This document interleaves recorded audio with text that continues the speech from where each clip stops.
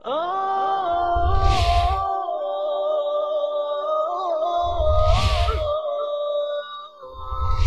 حامل القرآن.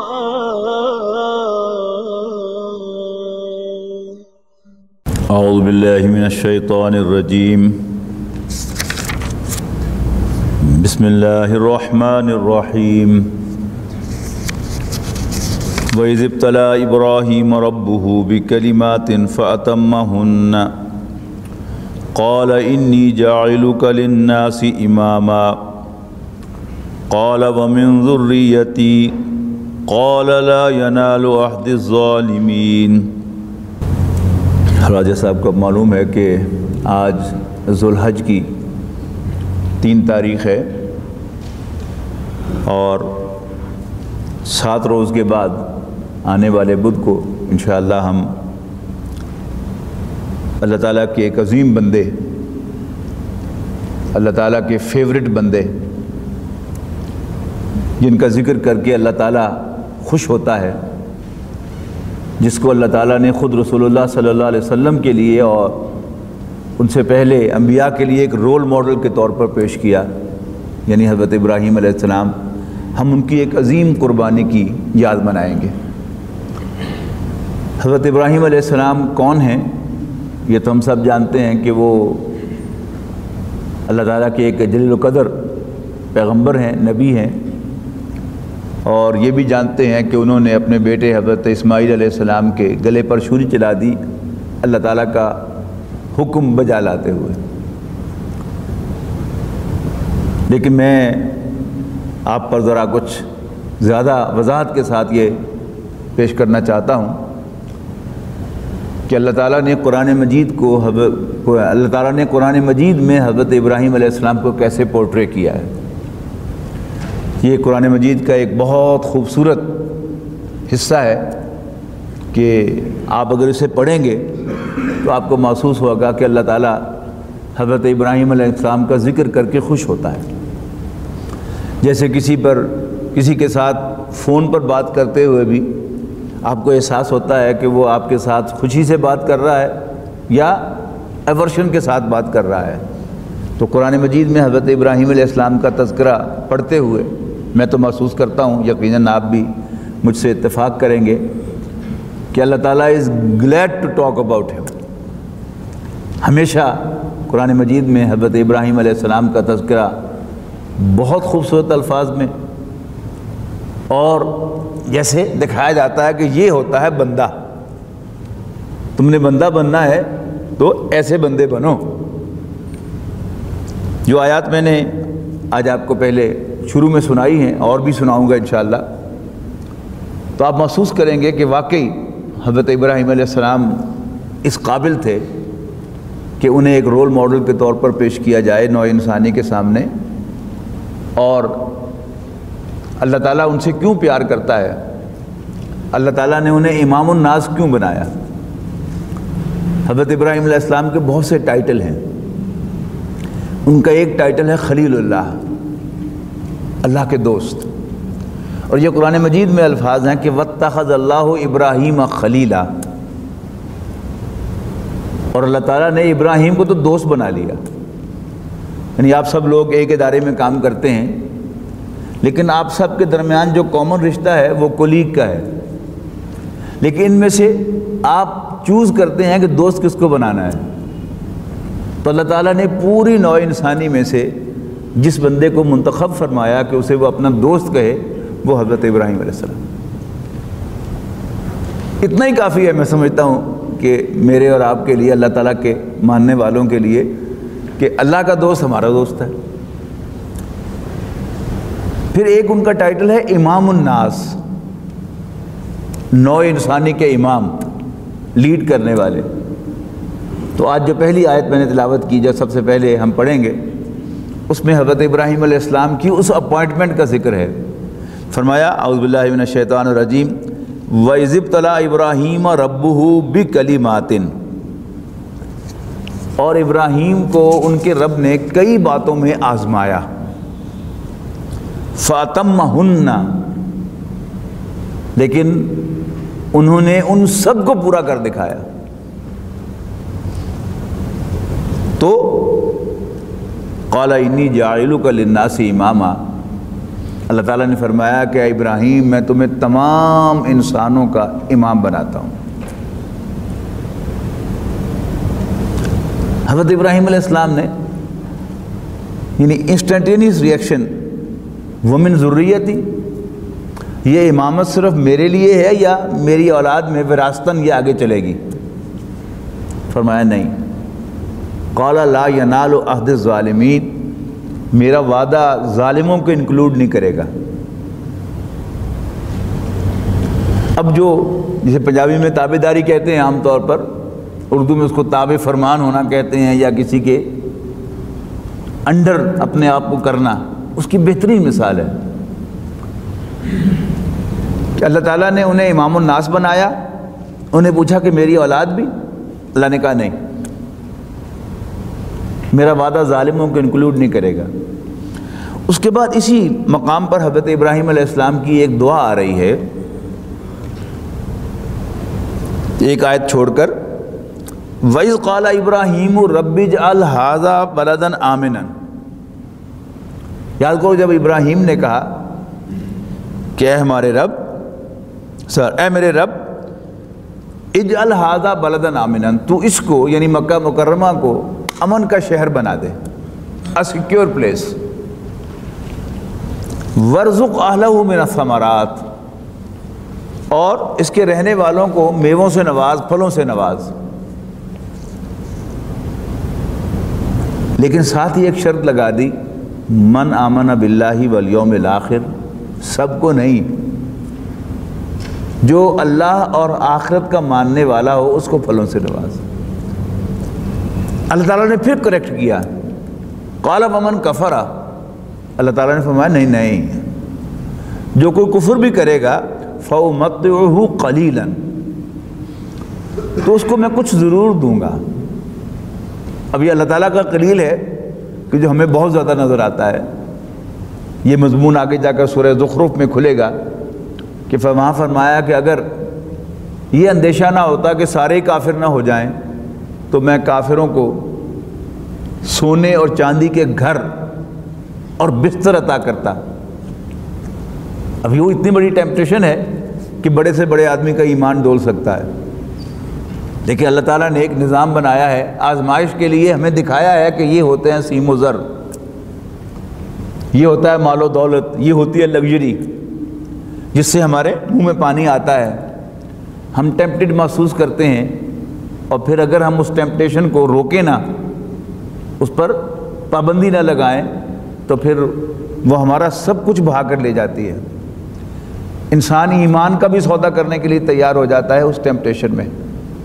تو یہ دنیا دارالامتحان ہے، امتحان کی غرض سے اللہ تعالیٰ نے یہ سب کچھ دکھایا ہے، لیکن ساتھ ہی ساتھ جو اللہ تعالیٰ کی بندگی کرنے والے لوگ ہیں، اللہ تعالیٰ کے ساتھ مخلص ہیں، ان کی عزت جو اللہ تعالیٰ ہمیں دکھاتا ہے، یہی حضرت ابراہیم علیہ السلام کو لے لیجئے۔ حضرت ابراہیم علیہ السلام کسی ملک کے بادشاہ نہیں تھے، حضرت ابراہیم علیہ السلام کوئی بہت امیر آدمی نہیں تھے، حضرت ابراہیم علیہ السلام یعنی اولاد کے اعتبار سے بھی اگر آپ دیکھیں کہ 80 سال کی عمر تک وہ بے اولاد تھے۔ 80 سال کی عمر میں انہوں نے دعا کی ہے، خواہش کا اظہار کیا ہے کہ اللہ تعالیٰ مجھے بھی اولاد دے دے۔ 86 سال کی عمر میں حضرت اسماعیل علیہ السلام اللہ تعالیٰ نے عطا کیے ہیں۔ تو اولاد کے اعتبار سے بھی جو عام ہمارا پیمانہ ہے خوش قسمتی کا، اس کے اعتبار سے حضرت ابراہیم علیہ السلام کوئی زیادہ فارچونیٹ انسان نہیں تھے۔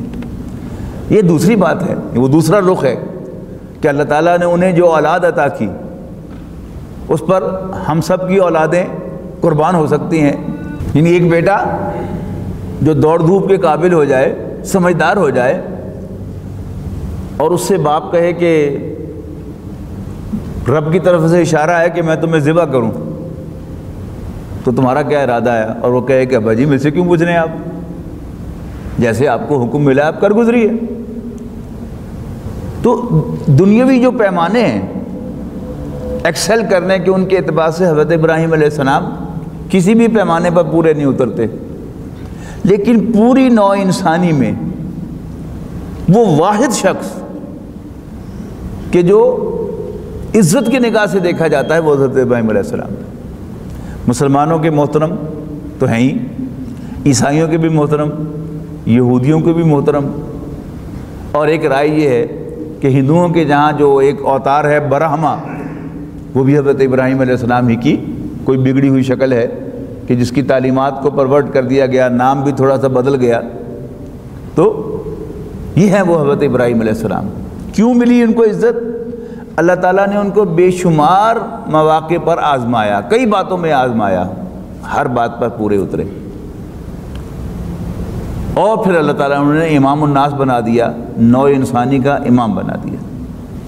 پھر اس سے اگلا رکوع جو ہے اس کی پہلی آیت بھی پڑھ لیجئے کہ فرمایا کہ وَمَن يَرْغَبُ عَن مِّلَّةِ إِبْرَاهِيمَ إِلَّا مَن سَفِهَ نَفْسَهُ وَلَقَدِ اصْطَفَيْنَاهُ فِي الدُّنْيَا وَإِنَّهُ فِي الْآخِرَةِ لَمِنَ الصَّالِحِينَ. کون ہے جو ابراہیم کے طریقے سے منہ موڑے؟ الا من سفیہ نفسہ، سوائے اس کے کہ جس کی ماتی ماری گئی ہو. وَلَقَدِ اصْطَفَيْنَاهُ فِي الدُّنْيَا، ہم نے تو ابراہیم کو دنیا میں بھی منتخب کر لیا. وَإِنَّهُ فِي الْآخِرَةِ لَمِنَ الصَّالِحِينَ، اور آخرت میں بھی اس کا حشر انتہائی نیک بندوں میں ہوگا.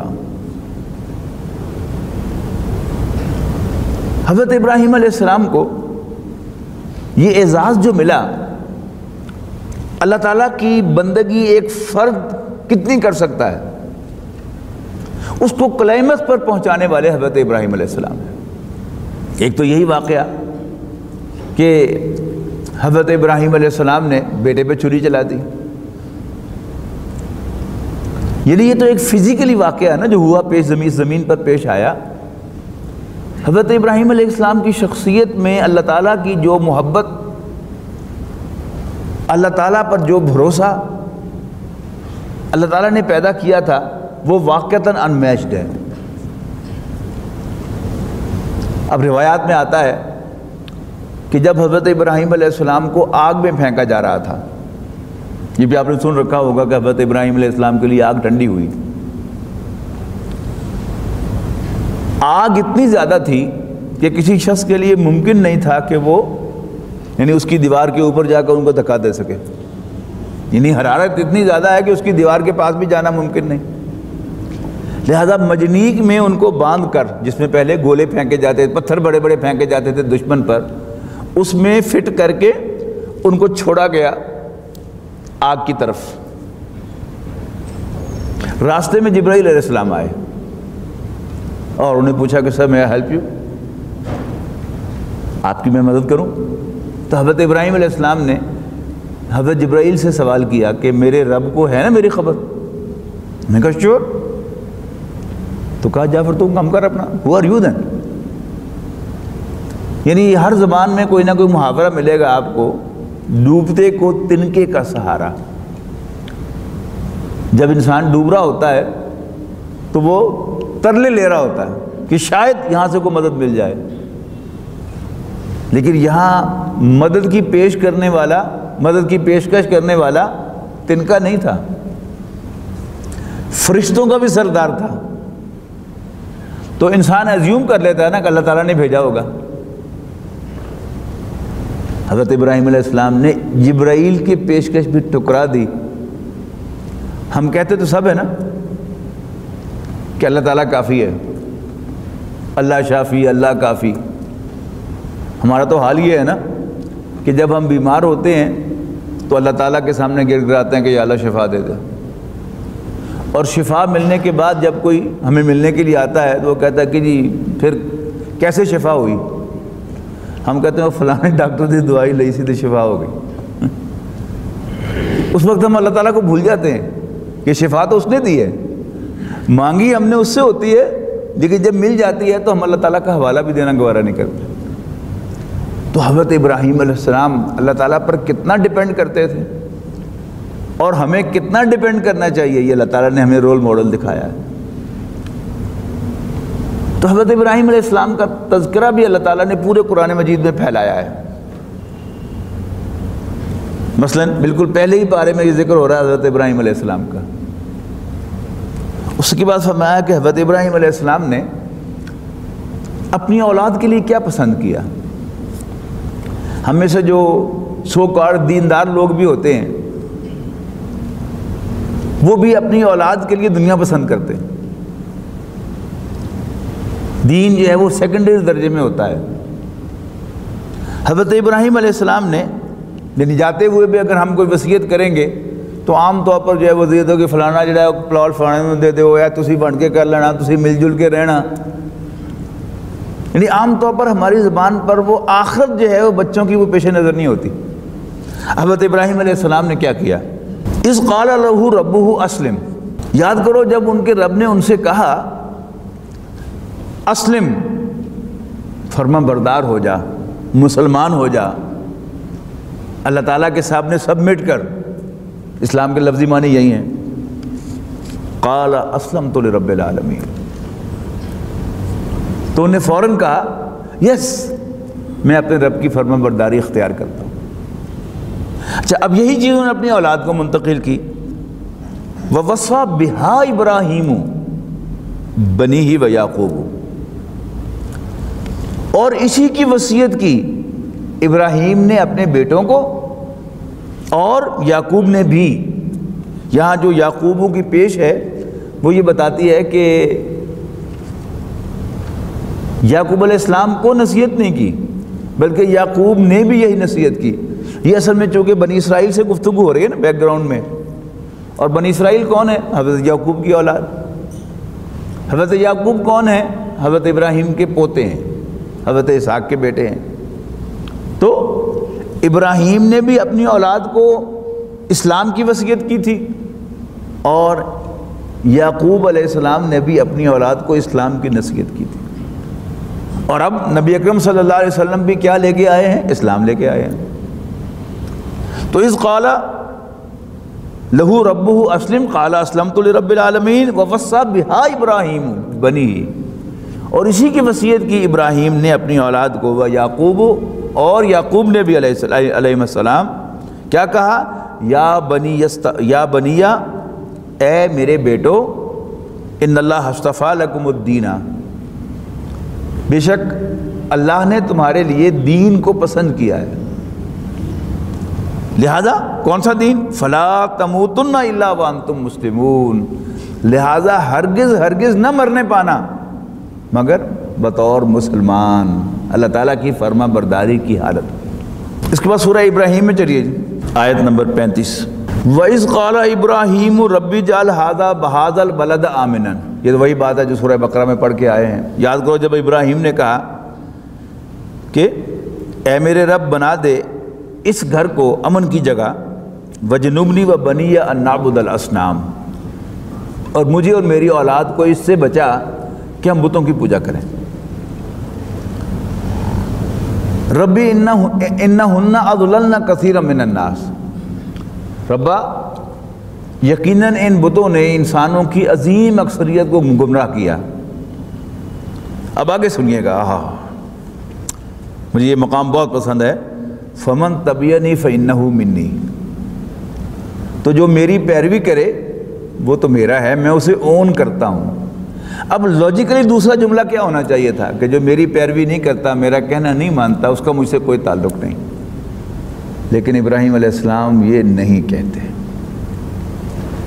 عام طور پر ہمیں تھوڑے سی زیادہ دین آ جائے تو ہمیں ایک عجب پیدا ہوتا ہے کہ ہم بے دینوں کو سے نفرت کرنے لگتے ہیں, ان کو اپنے سے گھٹیا سمجھتے ہیں, ان سے اعلان برات کرتے ہیں. لیکن حضرت ابراہیم علیہ السلام خود مقام و مرتبے میں انتہائی بلند, لیکن گناہگاروں کے لیے, اللہ تعالیٰ کے باغیوں کے لیے بھی اپنے دل میں صرف نرم گوشہ ہی نہیں رکھتے, بلکہ ان کے لیے پوری کی پوری جو ہے وہ شفقت اور مہربانی جو ہے وہ ایکسٹینڈ کیے ہوئے ہیں. فمن تبعنی فانہ منی. تو جو میری پیروی کرے وہ تو میرا ہے, میں اسے اون کرتا ہوں. ومن عصانی فانک غفور رحیم. اور جو میری نافرمانی کرے تو اللہ تو بخشنے والا مہربان ہے. یعنی آج کل جو عام طور پر ٹرینڈ ہے وہ کیا ہے, باوصول لوگ جو ہیں ان کو اون کیا جائے اور ان کی تعریف کی جائے. لیکن گریٹ پیپل وہ اصولوں سے بھی بہت اونچے ہوتے ہیں. اینڈ حضرت ابراہیم علیہ السلام واز اے گریٹ مین. کہ جو میری پیروی کرے اسے تو میں اون کرتا ہوں، لیکن جو میری نافرمانی کرے، نہ صرف یہ کہ میں اس کو ڈسون نہیں کرتا، تو اللہ تو بخشنے والا مہربان ہے. مطلب کیا ہے؟ تو انہیں بخش دے.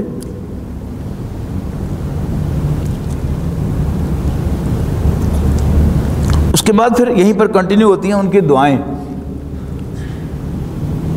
کہ 86 سال کی عمر میں اولاد دی. آپ اندازہ لگائیے کہ 86 سال کی عمر میں جو بیٹا ملا ہو اس سے انہیں پیار کتنا ہوگا. پتہ نہیں کتنے گھنٹے اسے اٹھا کر گود میں بیٹھتے ہوں گے اور پھرتے ہوں گے. پتہ نہیں درجنوں مرتبہ نہیں سینکڑوں مرتبہ اس کا منہ چومتے ہوں گے اور بلائیں لیتے ہوں گے، اس کو گلے سے لگاتے ہوں گے. اچانک حکم ہو گیا کہ اس ماں بچے کو یہاں چھوڑ کے چلو. دیر اینڈ دین چھوڑ دیا ماں بیٹے کو اور ایک دم منہ پھوڑ کے چل پڑے، منہ موڑ کر چل پڑے. اہلیہ نے پوچھا جی کہاں چلے؟ بس اتنا کہا ہے کہ اللہ کا حکم ہے. آزمائشیں ہیں نا، وہ جو ہم نے آغاز میں پڑھا نا آج کہ اللہ تعالیٰ نے ان کو کئی باتوں میں آزمایا، تو یہ بھی کیا تھی؟ ایک آزمائش تھی. بس صرف ان کے لیے دعا کی ہے. وہ دعا کیا کی ہے؟ اب آگے وہ دعا آ رہی ہے، ربنا انی اسکنت من ذریتی بواد غیر ذی زرع عند بیتک المحرم. ربا میں نے اپنی اولاد میں سے کچھ کو ایک ایسی اجاڑ جگہ پر آباد کر دیا ہے، ٹھہرا دیا ہے، غیر ذی زرع جس میں کچھ نہیں اگتا، عند بیتک المحرم تیرے عزت والے گھر کے پاس. ربنا لیقیموا الصلاۃ، ربا اس لیے کہ وہ نماز قائم کریں. فاجعل افئدۃ من الناس تہوی الیہم،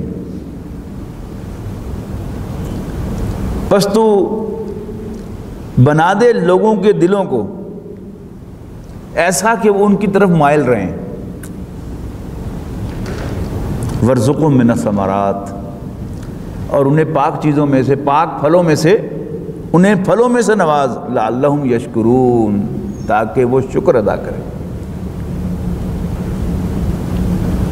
ان کے لیے کوئی محلات نہیں مانگے، ان کے لیے کوئی پوشاک نہیں مانگی، رزق مانگا ہے اور شکر گزاری مانگی ہے کہ تاکہ وہ شکر ادا کریں.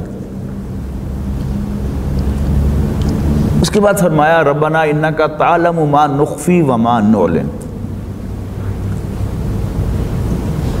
دعا کے بڑے مرتبے ہیں، کئی لیولز ہیں دعا کے. یعنی باٹم لائن کیا ہے کہ جو کچھ بھی مانگنا ہے مانگو اللہ تعالیٰ ہی سے. یہ تو ہے باٹم لائن.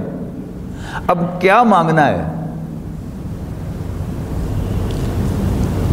رزق مانگنا ہے تو بھی اللہ سے مانگو، اور کوئی چیز مانگنی ہے، اولاد مانگنی ہے تو بھی اللہ سے مانگو، اور کچھ بھی مانگنا ہے. نبی اکرم صلی اللہ علیہ وسلم نے حضرت علی سے فرمایا کہ علی تمہارے بوٹ کا تسمہ بھی ٹوٹ جائے تو اللہ سے مانگنا. اب پہلے دعا کی اللہ تعالیٰ سے کہ ان کو میں نے تیرے حکم پر اپنی اولاد کو چھوڑ دیا ہے تیرے حرمت والے گھر کے پاس، تو لوگوں کے دلوں کو ان کی طرف مائل رکھنا اور انہیں پاک پھلوں سے نوازنا اور رزق عطا کرنا تاکہ وہ شکر کریں. لیکن ساتھ ہی ویسے مجھے یہ کہنے کی حاجت بھی نہیں ہے. کیوں؟ انک تعلم ما نخفی وما نعلن، بے شک تو جانتا ہے جو ہم اپنے دلوں میں چھپاتے ہیں اور جو ہم اعلانیہ کہتے ہیں. یہ کیا ہے؟ یہ اگلا درجہ ہے اللہ تعالیٰ سے مانگنے کا کہ اللہ میں تجھ سے کیا مانگوں، میری نیڈ سے بھی تو واقف ہے اور میرے دل میں جو خواہشات ہیں ان سے بھی تو واقف ہے. ربنا انک تعلم ما نخفی وما نعلن وما یخفی علی اللہ من شیء فی الارض ولا فی السماء. اور اللہ تعالیٰ پر تو کوئی چیز پوشیدہ نہیں ہے، خواہ وہ آسمانوں میں ہو یا زمین میں. آسمان میں ہو یا زمین میں۔ اس کے بعد فرمایا کہ الحمدللہ الذی وہب لی علی الکبر اسماعیل و اسحاق، یعنی یہ ساری یہ دعائیں ہیں، یہ سمجھیے کہ یہ مختلف اوقات کی ہیں، لیکن حضرت ابراہیم علیہ السلام کی شخصیت کو پورٹرے کرتے ہوئے اللہ تعالیٰ نے ان کو اکٹھا کیا ہے، ہمیں دکھانے کے لیے کہ یہ ہے میرا بندہ۔ شکر ادا کر رہے ہیں۔ اب ہمارے جیسا نہ شکرہ ہو تو وہ حساب لگائے گا کہ ان تو 10 پتر دیتے تو مینو بڑھے والے 2 پتر نہیں۔ الحمدللہ الذی وہب لی علی الکبر اسماعیل و اسحاق، ساری حمد، سارا شکر اس اللہ کے لیے ہے جس نے مجھے بڑھاپے میں اسماعیل اور اسحاق عطا کیے۔ ان ربی لسمیع الدعاء، یقیناً میرا رب تو دعا کا سننے والا ہے۔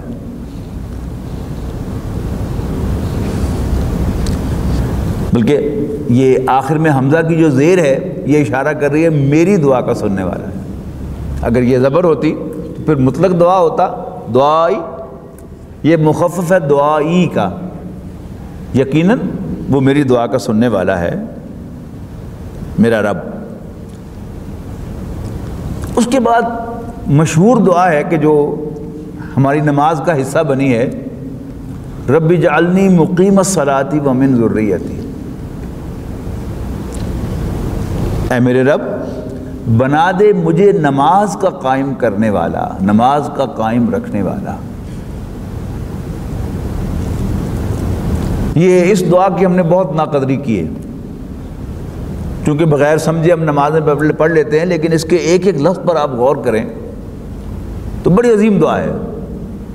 رب اجعلنی مقیم الصلاۃ ومن ذریتی، ربا مجھے نماز کا قائم کرنے والا بنا دے اور میری اولاد کو بھی۔ ہمیں سے بہت کم لوگ ہیں جو اپنی اولاد کے لیے یہ دعا کرتے ہیں کہ یا اللہ میری اولاد کو نماز کا قائم کرنے والا بنا۔ اور نماز جب قائم ہو جاتی ہے تو پھر سارے کام سیدھے ہو جاتے ہیں خود بخود، اور اگر نماز قائم نہ ہو تو سارے گھر میں بے برکتی ہوتی ہے۔ خواہ بظاہر ہمیں محسوس ہو رہا ہو کہ یہ سارے پتر جڑے ہیں وہ پڑھ لکھ گیا، سارے ٹکانے لگ گیا، سب دا روزگار سیٹ ہو گیا، لیکن ہمیں احساس ہی نہیں ہوتا کہ اس گھر میں نماز نہیں ہے تو کچھ بھی نہیں ہے۔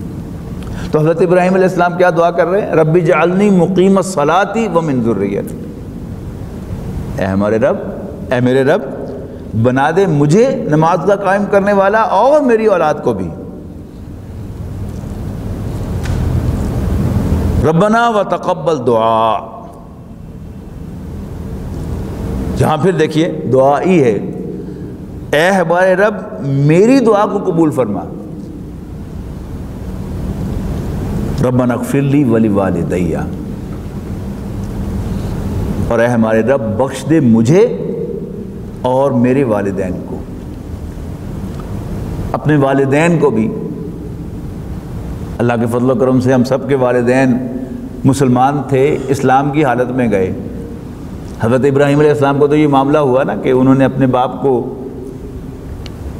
توحید کی تعلیم دی، باپ نے گھر سے نکال دیا، تو رخصت ہوتے ہوئے یہ کہہ کے آئے اچھا ابا جان آپ کا حکم ہے تو میں چلا جاتا ہوں، لیکن میں آپ کے لیے اپنے رب سے بخشش مانگتا رہوں گا، اور مجھے امید ہے کہ اس نے کبھی مجھے مایوس نہیں کیا، اب بھی مایوس نہیں کرے گا۔ لیکن سورہ توبہ میں یہ بات واضح کر دی کہ جب تک حضرت ابراہیم علیہ السلام کو ظاہر باپ سے جدا ہو گئے، کوئی ٹیلی فون کوئی اور رابطہ تو تھا نہیں کہ ان نے کچھ رابطہ رکھا ہوتا اور لوگوں سے اور پوچھتے رہتے ابا جان کا حال چال، کچھ پتہ نہیں کس حالت میں فوت ہوئے، دعا کرتے رہے۔ لیکن جب اللہ تعالیٰ نے حضرت ابراہیم علیہ السلام کو معلوم کروایا کہ ان کے والد حالت کفر میں شرک میں فوت ہو گئے ہیں، تو اللہ تعالیٰ نے انہیں منع کر دیا اور فوراً باز آ گئے۔ تو یہ پہلے کی دعا ہے کہ رب اجعلنی مقیم الصلاۃ ومن ذریتی ربنا وتقبل دعا ربنا اغفر لی ولوالدی۔ لیکن ہماری یہ خوش قسمتی ہے کہ ہم سب کے والدین حالت ایمان میں دنیا سے گئے ہیں، لہذا ہمیں بڑے اہتمام کے ساتھ یہ دعا کرتے رہنا چاہیے کہ اللہ اے ہمارے رب مجھے بخش دے اور میرے والدین کو بخش دے۔ ان کی شخصیت تو اپنی جگہ پر مکمل ہے نا، اس کو جب قرآن مجید میں دوسرے مقام پر بیان کر دیا مضمون واضح ہو گیا، لیکن ان کی شخصیت کے بیان میں کوئی بیچ میں سے نکالی نہیں کوئی چیز ان کی شخصیت کی، یہ واضح کر دیا کہ بعد میں انہوں نے چھوڑ دی۔ جب وہ حکم واضح طور پر ہمیں سورہ توبہ میں مل گیا تو اس میں وہ ایک یعنی ضمیمے کے طور پر ایڈ ہو جائے گا۔ جیسے حضرت خالد بن ولید رضی اللہ تعالیٰ عنہ ہے، یعنی غزوہ احد میں نبی اکرم صلی اللہ علیہ وسلم کے مجروح ہونے اور 70 صحابہ کے شہید ہونے کے سب سے بڑے ذمہ دار وہ تھے، تو ہم ان کا وہ ذکر بھی کرتے ہیں غزوہ احد کے اندر، لیکن بعد میں انہوں نے دین کی جو خدمات کی ہیں ان کا ذکر بھی ساتھ ساتھ کرتے ہیں۔ تو اگر ہم اس بات کا ذکر کریں اور پہلا ذکر نہ کریں تو تاریخ جو ہے وہ مجروح ہو جاتی ہے، تو تاریخ جو ہے وہ اپنی جگہ پر مکمل ہے۔ اور اس کے بعد حضرت خالد بن ولید کو اللہ تعالیٰ نے اپنے پیغمبر کے ذریعے سے جو خطاب عطا فرمایا سیف من سیوف اللہ، وہ بھی بڑا منفرد خطاب ہے اور کسی کو نہیں ملا، اللہ کی تلواروں میں سے ایک تلوار، تو وہی خالد بن ولید کو ملا۔ تو یہ دونوں چیزیں جو ہیں تاریخ اپنی جگہ پر اور پھر اگلا حصہ اپنی جگہ پر۔ تو ربی جعلنی مقیم الصلاۃ ومن ذریتی ربنا وتقبل دعا ربنا اغفر لی ولوالدی وللمؤمنین یوم یقوم الحساب۔ تو اے ہمارے رب اس دن جب حساب قائم ہو مجھے بخش دینا، میرے والدین کو بخش دینا اور تمام ایمان والوں کو بخش دینا۔ یہ جو ہے نا تمام ایمان والوں کو بخش دینا، یہ بھی بڑا اہم ایک پوائنٹ ہے۔ حضرت ابراہیم علیہ السلام کے زمانے کے ذریعے سے ہمیں اللہ تعالیٰ نے یہ پہنچایا ہے کہ ہمیں تمام ایمان والوں کے لیے دعا کرنی چاہیے، اس میں کوئی بخل ہمیں نہیں کرنا چاہیے۔ اس سے کیا ہے کہ ہم ایمان والوں کو اون کریں گے تو ہماری پوری جو شخصیت ہے اس پر ایک اس کا اثر پڑے گا۔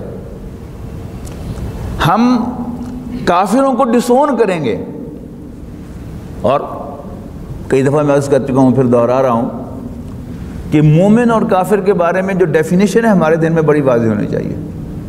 مومن کون ہے؟ حضرت محمد صلی اللہ علیہ وسلم کو اللہ کا رسول ماننے والا مومن ہے، اور ان کی لائی ہوئی تعلیمات کو حرف آخر سمجھنے والا مومن ہے۔ اور جو جتنا مرضی وہ اللہ کا ماننے والا، آخرت کا ماننے والا ہو، جب تک وہ حضرت محمد صلی اللہ علیہ وسلم کو اللہ کا رسول نہیں مانتا اور ان کی لائی ہوئی تعلیمات کو حرف آخر نہیں مانتا، اس وقت وہ دائرہ اسلام میں تک وہ دائرہ اسلام میں داخل نہیں ہو سکتا۔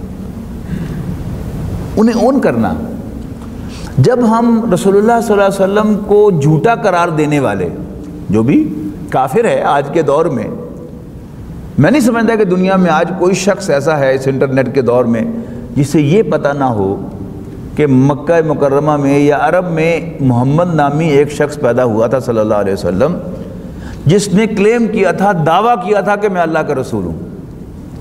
اب اگر وہ یہ جاننے کے باوجود آپ کے اس دعوت کی دعوے کی تصدیق نہیں کرتا تو سمجھ لیجئے وہ رسول اللہ صلی اللہ علیہ وسلم کے اس دعوے کو جھوٹا قرار دے رہا ہے۔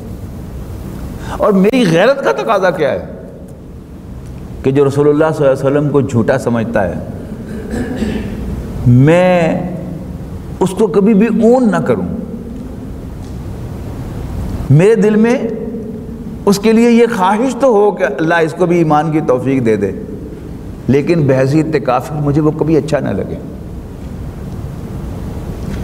دیکھیے میرے باپ، اللہ ان کی مغفرت کرے، آپ کے والدین جو اس دنیا میں موجود نہیں ہیں، اللہ ان کی بھی مغفرت کرے، لیکن اگر کوئی میرے باپ کو جھوٹا کہے، جب کوئی ایک عام انسان تھا، زندگی میں کوئی جھوٹ سچ سب چلتے رہتے ہیں،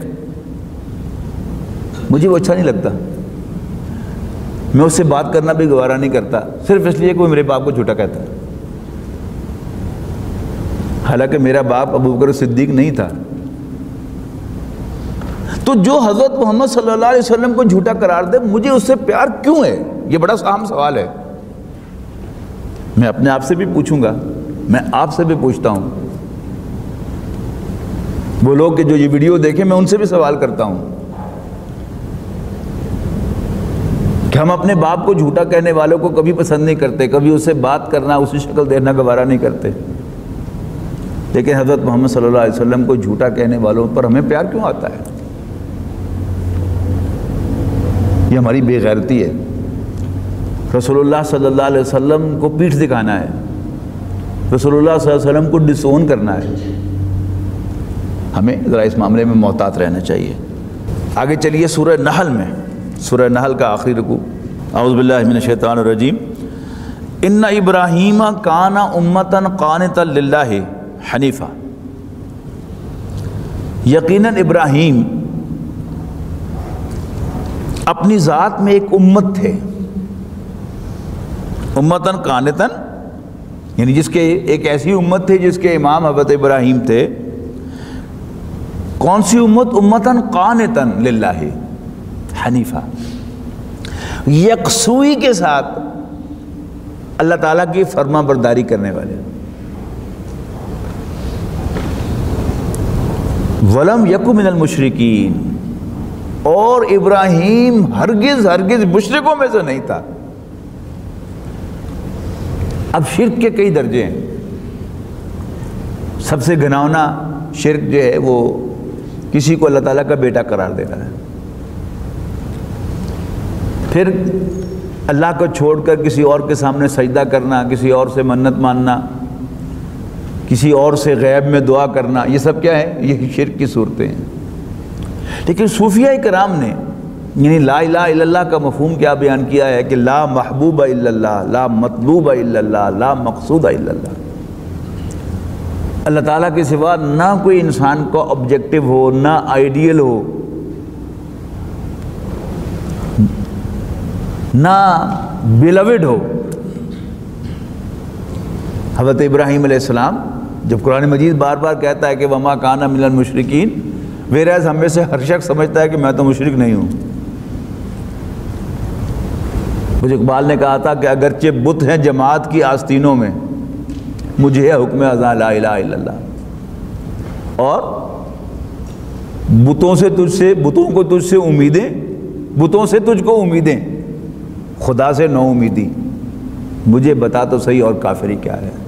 تو حضرت ابراہیم علیہ السلام کے بارے میں جب اللہ تعالیٰ کہتا ہے کہ وما کان من المشرکین، وہ ہرگز مشرکوں میں سے نہیں تھا، ذرا اس کو ڈیپتھ میں دیکھیے گا۔ وہی جو میں نے حضرت جبرائیل علیہ السلام کا سوال اور حضرت ابراہیم علیہ السلام کی ان کے ساتھ جو کمیونیکیشن آپس میں ہوئی، اس کو ذہن میں لائیے کہ وما کان من المشرکین، یعنی اللہ تعالیٰ کے مقابلے میں انہوں نے جبرائیل کی ہیلپ بھی قبول نہیں کی۔ آگے فرمایا شاکرا لانعمہ، اللہ تعالیٰ کی نعمتوں پر شکر ادا کرنے والا۔ شاکرا لانعمہ، اللہ کی نعمتوں پر شکر گزار۔ اجتباہ، اللہ تعالیٰ نے ان کو منتخب کر لیا، پسند کر لیا۔ وہداہ الی صراط مستقیم، اور انہیں سیدھے راستے کی طرف ڈائریکٹ کیا۔ وآتیناہ فی الدنیا حسنہ، اور ہم نے ابراہیم کو دنیا میں بھی بھلائی عطا کی۔ حسنہ نیکی کو کہتے ہیں، اس کی جمع حسنات ہے۔ اور ہم نے ابراہیم کو دنیا میں بھی بھلائی عطا کی، نیکی عطا کی۔ وَإِنَّهُ فِي الْآخِرَةِ لَمِنَ الصَّالِحِينَ، اور یقیناً وہ آخرت میں بھی انتہائی نیک بندوں میں شامل ہوگا۔ ثُمَّ أَوْحَيْنَا إِلَيْكَ، اب یہ حضور صلی اللہ علیہ وسلم سے خطاب ہے، پھر اے نبی ہم نے تیری طرف وحی کی ہے، ان اتبع ملت ابراہیم حنیفا، کہ تو بھی یکسوئی کے ساتھ ابراہیم کے راستے کی پیروی کرنا۔ یعنی رسول اللہ صلی اللہ علیہ وسلم کے لیے بھی رول ماڈل حضرت ابراہیم علیہ السلام۔ یاد رکھیے گا قرآن مجید میں سورہ ممتحنہ میں حضرت ابراہیم علیہ السلام کو اسوہ حسنہ قرار دیا گیا ہے، اور سورہ احزاب میں رسول اللہ صلی اللہ علیہ وسلم کو اسوہ قرار دیا گیا ہے۔ ان دونوں میں کیا فرق ہے؟ یہ دو اسوے ہیں، دو نمونے ہیں جو اللہ تعالیٰ نے سیٹ کیے ہیں، رول ماڈلز۔ ایک ہے انفرادیت کا رول ماڈل، وہ حضرت ابراہیم علیہ السلام ہے۔ کوئی شخص ایز این انڈیویجول کس انتہا تک جا سکتا ہے، وہ انتہا حضرت ابراہیم علیہ السلام ہے۔ اور نبی اکرم صلی اللہ علیہ وسلم کا اصل کمال کیا ہے کہ آپ اکیلے اللہ سے نہیں ملے جا کے، نوع انسانی کو ساتھ لے جا کر ملے اللہ تعالیٰ سے۔ اللہ تعالیٰ کا نظام اس زمین پر قائم کیا، اللہ تعالیٰ کی حکمرانی کو قائم کیا، فوج در فوج لوگ اللہ کے دین میں داخل ہوئے، تب رسول اللہ صلی اللہ علیہ وسلم اس دنیا سے تشریف لے گئے، اللہ تعالیٰ کے پاس گئے۔ ہمارے لیے اب چونکہ ہم رسول اللہ صلی اللہ علیہ وسلم کے ماننے والے ہیں، انفرادی سطح پر تو ہمارے لیے روشنی وہی رہے گی کہ حضرت ابراہیم کو ہم رول ماڈل مانیں، لیکن جو زمینی جد و جہد ہے اس کے اعتبار سے ہمارا رول ماڈل رسول اللہ صلی اللہ علیہ وسلم ہے، ہمارے لیے اسوہ حسنہ ہے کہ ہم اس زمین پر جبکہ اللہ کا دین مغلوب ہو چکا، خلافت کا نظام ایبولش کیا جا چکا، ہم مصر نو اللہ کے دین کی حکمرانی یعنی اللہ تعالیٰ کی حکمرانی کو قائم کرنے کے لیے جد و جہد کریں، امکان بھر۔ کب غالب ہوگا یہ تو اللہ ہی جانتا ہے، لیکن میرا اور آپ کا کام کیا ہے کہ ہم رسول اللہ صلی اللہ علیہ وسلم کے اسوے کو سامنے رکھتے ہوئے، آپ سیرت کی کوئی کتاب پڑھ لیں آبجیکٹو سیرہ کی جس میں ڈسکرپشن ہو ساری کی ساری حالات کی، اور وہاں سے آپ جائزہ لیں کہ حضور صلی اللہ علیہ وسلم کا اسوہ کیا ہے، رسول اللہ صلی اللہ علیہ وسلم کا طرز حیات طرز زندگی کیا ہے۔ ہم تو جیتے تھے کہ دنیا میں تیرا نام رہے، یہ شکوہ کا شعر ہے نا علامہ اقبال کا، مسلمان کی تصویر، ہم تو جیتے تھے کہ دنیا میں تیرا نام رہے۔ تو رسول اللہ صلی اللہ علیہ وسلم اور آپ کے صحابہ کی سیرت کیا ہے؟ آپ اللہ تعالیٰ کے نام کو زندہ کرنے، زندہ رکھنے، قائم کرنے کے لیے جیتے رہے۔ آپ کی زندگی، صحابہ کی زندگی اللہ کے لیے، آپ کا مرنا اللہ کے لیے۔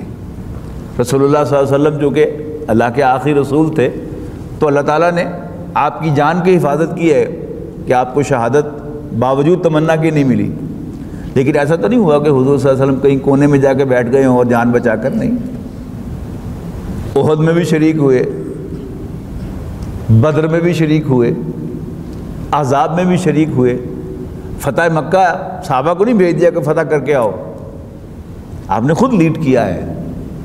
تو اسوہ ہمارے لیے اجتماعیت کے اعتبار سے رسول اللہ صلی اللہ علیہ وسلم اور آپ کی جماعت ہے، لیکن انفرادی اسرہ وہ حضرت ابراہیم علیہ السلام اور ان کے ساتھی ہیں۔ ثم اوحینا الیک، پھر ہم اے نبی ہم نے آپ کی طرف وحی کی ہے، ان اتبع ملت ابراہیم حنیفا، کہ یکسوئی کے ساتھ ابراہیم کے طریقے کی پیروی کرو، وما کان من المشرکین، اور وہ مشرکوں میں سے نہیں تھا، یعنی حضرت ابراہیم علیہ السلام۔ اب آئیے سورہ صافات میں جہاں حضرت اسماعیل علیہ السلام کے یعنی ذبح ہونے کا واقعہ زیر بحث آیا ہے، وہ بھی قرآن مجید کا بڑا خوبصورت مقام ہے۔ قرآن مجید میں اللہ تعالیٰ نے اپنے چنے ہوئے بندے کو سلام پیش کیا ہے، سلام علیہ سلام علی ابراہیم۔ عام طور پر سلام کا تراجم میں ترجمہ ہے کہ تم پر سلامتی ہو، لیکن ذرا اس کا اگر واقعتاً ان آیات کا آپ نے لطف لینا ہے، میرا یہ مقام نہیں ہے کہ میں کسی اپنے بزرگ کے بارے میں کوئی اس نے غلط ترجمہ کیا ہے، وہ صحیح ترجمے ہیں سارے کے سارے، سلام کا ترجمہ سلامتی ہی ہے، لیکن جہاں ترجمہ کرنے کی آپ بجائے آپ براہ راست سلام جو ہے اس کا ترجمہ کریں، سلام علی نوح، تو یہ سلیوٹ جو ہے اس کا سینس آپ کو آئے گا کہ اللہ تعالیٰ سلیوٹ پیش کر رہا ہے اپنے چنے ہوئے بندوں کو، اپنے خاص بندوں کو۔ یہ سلیوٹ جو ہے یہ کیا سلیوٹ ہے کہ ہمارے ہاں تو سب سے بڑا جو فوجی اعزاز ہے وہ نشان حیدر ہے، لیکن پاکستان کی تاریخ میں کسی زندہ فوجی کو یہ نشان حیدر نہیں دیا گیا، اس لیے کہ قاعدہ یہ ہے، فوج کا اصول یہ ہے، پھر اس کو بیج لگا کر نشان حیدر کا تو کمانڈر ان چیف جنرل جو ہے وہ بھی اس کو سلیوٹ پیش کرے گا۔ تو ہمارے جو بھی ذمہ داران فوج کے غالباً ان کے اندر اتنی اخلاقی ہمت نہیں ہے، لیکن برطانیہ میں بہرحال آن ریکارڈ ہے کہ زندہ سپاہیوں کو وکٹوریہ کراس دیا گیا، اور وکٹوریہ کراس ان کے سینے پہ لگا کر کمانڈر ان چیف نے بھی اسے سلیوٹ پیش کیا۔ الرب رب وان تنزل، رب رب ہی رہتا ہے خواہ وہ پہلے آسمان پہ آ جائے، والعبد عبد وان ترقا، بندہ بندہ ہی رہتا ہے خواہ وہ 7ویں آسمان پہ چلا جائے۔ تو حضور صلی اللہ علیہ وسلم 7ویں آسمان پر گئے تھے معراج کی رات، لیکن وہاں جا کر وہ خدا تو نہیں بن گئے تھے، اللہ کے بندے ہی تھے۔ اللہ تعالیٰ زمین پر آ جاتا ہے، اللہ ہی رہتا ہے، رب ہی رہتا ہے۔ تو جنرل جب کسی سپاہی کو سلیوٹ کرتا ہے تو جنرل جنرل ہی رہتا ہے، سپاہی سپاہی رہتا ہے، یہ سلیوٹ آف اپریسیشن ہوتا ہے۔ تو سورہ صافات میں یہ بہت سے پیغمبروں کا تذکرہ کر کے آخر میں انہیں سلیوٹ پیش کیا گیا ہے۔ یہاں آیت نمبر 79 کے اندر حضرت نوح علیہ السلام کو سلیوٹ ہے، اور اس کے بعد پھر ہے دیکھیے گا وَإِنَّ مِن شِيَّتِهِ لِإِبْرَاهِيمَ، دو آیات چھوڑ کر، اور انہی کے گروہ میں سے تھے ابراہیم، اِذْ جَاءَ رَبَّهُ بِقَلْبٍ سَلِيمٍ، جب وہ اپنے رب کے پاس آئے قلب سلیم لے کر۔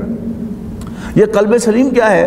یہاں حقیقت انسان پر گفتگو ہوئی ہے، آپ کو یاد ہوگا۔ تو اللہ تعالیٰ نے انسان کی جو شخصیت بنائی ہے اس کو انٹیکٹ رکھنا اور حیوان نہ واپس بننے دینا، یہ کیا ہے؟ یہ قلب سلیم کے ساتھ حاضر ہونا ہے۔ تو اذ جاء ربہ بقلب سلیم اذ قال لابیہ وقومہ ماذا تعبدون، یاد کرو جب انہوں نے اپنے والد اور اپنی قوم سے کہا کہ یہ تم کن کو پوجتے ہو؟ افکن آلہۃ، کیا جھوٹ موٹ کے خدا بنا کر اللہ کے سوا تریدون، تم ان کے طالب ہو گئے ہو؟ فما ظنکم برب العالمین، تو پھر رب العالمین کے بارے میں تمہاری کیا رائے ہے؟ فنظر نظرۃ فی النجوم، تو انہوں نے یوں ستاروں کی طرف دیکھا، یعنی لوگ جو ہے وہ میلے میں جا رہے تھے، اور میلے ٹھولوں میں جو ہوتا ہے آپ کو معلوم ہی ہے، کوئی شریف آدمی وہاں جانا پسند نہیں کرتا، اس کی طبیعت ہی آمادہ نہیں ہوتی، بوجھل ہو جاتے ہیں اس کے پاؤں۔ تو انہوں نے آسمان کی طرف دیکھا، ستاروں کی طرف دیکھا، اور قالا،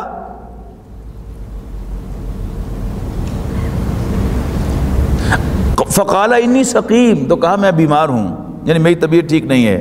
فتولوا عنہ مدبرین، اور وہ انہیں اس حال میں چھوڑ کر آگئے میلے پر۔ فراغ الی آلہتہم فقال الا تاکلون، تو حضرت ابراہیم نے موقع پایا، پلان کیا تھا نا یہ کہ یہ سب چلے جائیں گے تو میں ان کے بت توڑوں گا۔ اب حضرت ابراہیم علیہ السلام نے وہ بت توڑ دیے۔ اب میں ساری آیات نہیں پڑھ رہا، لیکن نوٹ کر لیجیے گا، یہ گھر میں پڑھیے گا جا کر پورا یہ مقام۔ یہ بھی حضرت ابراہیم علیہ السلام کی شخصیت کا ایک بہت اہم رخ ہے کہ اللہ تعالیٰ نے حضرت ابراہیم علیہ السلام کے طبیعت میں ایک ظرافت بھی رکھی تھی، اور وہ بڑے لائٹ موڈ میں اور بڑے لائٹ انداز سے بڑے بڑے حقائق جو ہیں وہ بیان کرتے تھے۔ یہاں بھی انہوں نے وہی کیا، بت توڑ دیے، اور سب سے بڑا بت جو تھا اس کو نہیں توڑا، اور جو ہتھوڑا جس سے بت توڑے تھے اس کے ہاتھ کے ساتھ جا کے یوں ٹکا کے گھر آ کے بیٹھ گئے۔ اب رات کو جب وہ تھکے ہارے واپس آئے تو اکثر نوجوان تو جا کے سو گئے ہوں گے، لیکن کچھ بوڑھے جو عشاء کی نماز پڑھے بغیر نہیں سوتے، وہ گئے ہوں گے بت خانے میں، ذرا ہاتھ جوڑا ہے بتوں کے سامنے، تو وہاں دیکھا انہوں نے تو کوہرام مچ گیا، اذانیں ہو گئیں، بگل بج گئے، سائرن بج گئے، سب لوگ نکل کے بعد کی ہو گیا انہوں نے کہا جی کوئی ہمارے بت توڑ گیا ہے۔ انہوں نے کہا ہوئے نہ ہوئے اس سے ابراہیم دی شرارت ہے، کرتوت ہو دی ہے، وہی انہوں نے مڑا پلا کہندا تھا۔ انہوں نے کہا لیاؤ ذرا سب دے سامنے انہوں نے۔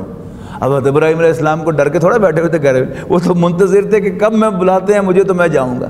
اب بلا کر انہوں نے جو وہاں بات کی وہ بڑی مزیدار تھی۔ تو انہوں نے کہا کہ جی اپنے بڑے کو پوچھو، وہاں بڑا بت تو آپ کا سلامت ہے نا، اس سے پوچھو کس نے توڑے ہیں بت۔ انہوں نے بڑے افسوس کے ساتھ دل ہی دل میں شرمندہ ہو کر کہا کہ تمہیں پتہ ہی ہے کہ یہ بولتے نہیں ہیں۔ حضرت ابراہیم علیہ السلام نے یہ سارا جو سین بنایا تھا ان کی زبان سے یہ جملہ سننے کے لیے کہ یہ بولتے نہیں ہیں۔ کہا فٹے منہ تاڑے بھی تے تاڑے بتاں دے بھی، جو خود اپنی حفاظت نہیں کر سکتے، بول نہیں سکتے، انہیں پوچھتے ہو۔ یہی وہ مقام تھا کہ جب انہوں نے فیصلہ کیا کہ اس کو آگ میں ڈالو، ایسے نہیں باز آئے گا یہ۔ پھر وہ میں آپ کو سنا چاہوں گا کہ کیسے انہوں نے کیا۔ اس کے بعد آگے شروع ہو رہا ہے فَبَشَّرْنَاهُ بِغُلَامٍ حَلِيمٍ۔ قرآن مجید میں حضرت اسحاق کا جب بھی ذکر آئے گا تو غلام علیم ہوگا، سمجھدار بیٹا، علم والا بیٹا۔ جب حضرت اسماعیل کا ذکر ہوگا تو وہ غلام حلیم ہوگا، بردبار بیٹا، ٹالریٹ کرنے والا بیٹا۔ تو یہاں کیونکہ ذکر حضرت اسماعیل کا ہے، پڑھیے گا فَبَشَّرْنَاهُ بِغُلَامٍ حَلِيمٍ فَلَمَّا بَلَغَ مَعَهُ السَّعْيَ، تو جب وہ بیٹا ساتھ دوڑ دھوپ کے قابل ہو گیا، یعنی چھوٹا معصوم بچہ مر جائے تو ماں کو نہیں بھولتا، لیکن جب وہ بیٹا مر جائے جو باپ کا ہاتھ بٹانے کے قابل ہو جائے، دکاندار ہے باپ تو دکان پہ بیٹھنا شروع ہو جائے تو باپ ریلیکس ہو جاتا ہے.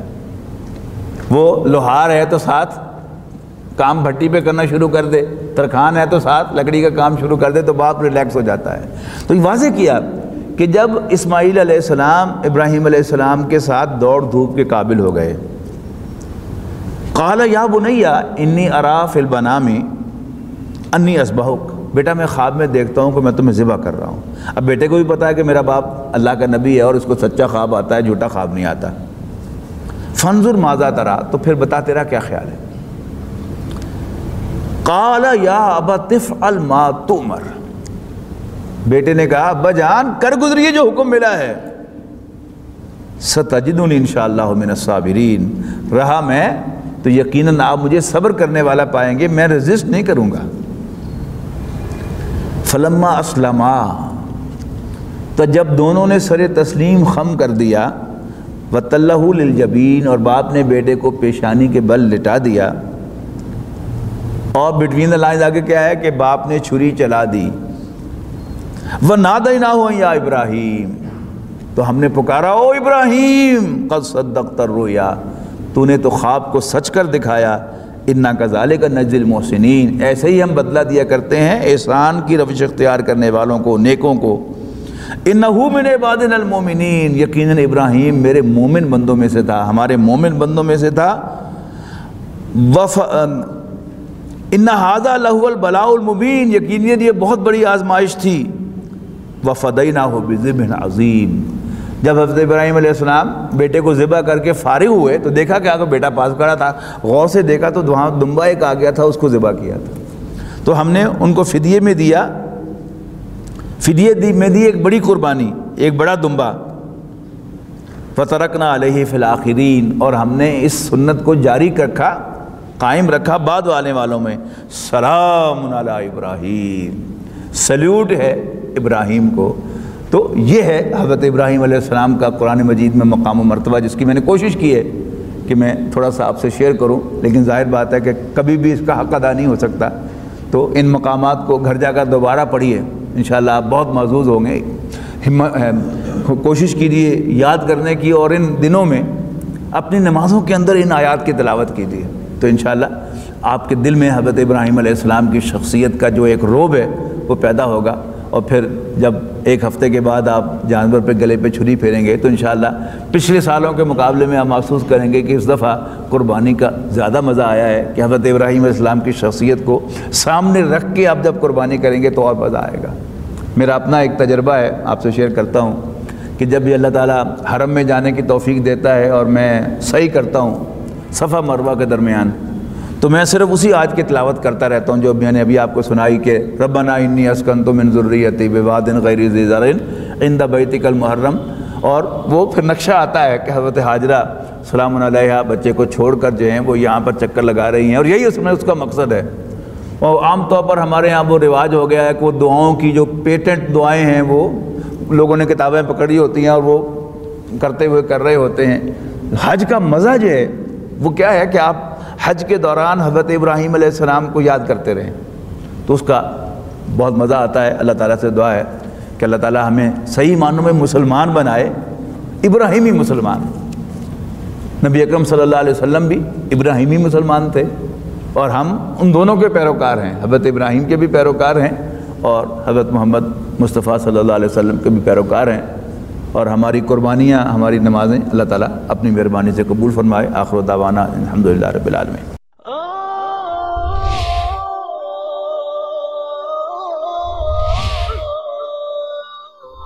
يا حامل القرآن